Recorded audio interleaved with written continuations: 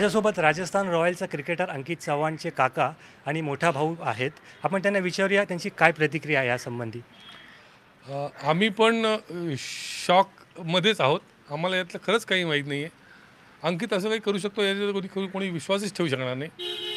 त्यामुळे आम्ही सकाळपासून रिअली शॉक कंडिशनमध्ये आहोत आणि त्यामुळे आम्हाला कुणाशी काही बोलणं फार डिफिकल्ट जातं. आणि आपल्याला असं वाटतंय का की याला फसवलं गेल्याची शक्यता आहे? नाही, याबद्दल आम्ही काहीच बोलू शकत नाही. कारण की आमचा अजूनपर्यंत कोणाशी कॉन्टॅक्ट झाला नाही आहे. आम्ही जे काही बघतो टीव्हीवरती तेवढंच आम्हाला माहिती आहे. त्या पलीकडे काही नाही.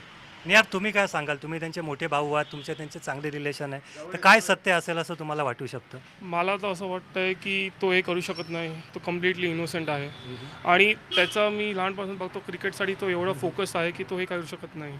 आणि आम्ही काय बोलू शकत नाही की हे का झालं. आम्ही सध्या शॉकमध्ये आहे. आम्हाला विश्वास बसत नाही की असं तो करू शकतो म्हणून. आणि क्रिकेट कंट्रोल बोर्ड असेल किंवा संबंधित ऑर्गनायझेशनकडनं आपल्याशी काही बोलणं झालं आहे का? अजून मला कोणाशी काय बोललं नाही, पण आम्ही तेच रिक्वेस्ट करतो की की जे खरं आहे ते बाहेर निघावं आणि तो फ्री विदाउट एनी गिल्ट निघाला पाहिजे. सर, पोलिसांकडनं आपल्याला काय रिस्पॉन्स होता? कसं बोलणं झालं? नाही, अजूनपर्यंत आमच्याशी कोणी काही कॉन्टॅक्ट केलं नाही. आम्ही कोणाशी कॉन्टॅक्ट केलेलं नाही आहे.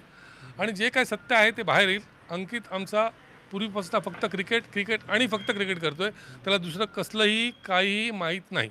त्यांचं असं म्हणणं आहे की अंकित पूर्णपणे निर्दोष आहे. लवकरात लवकर त्याची याच्यातून सुटका व्हावी.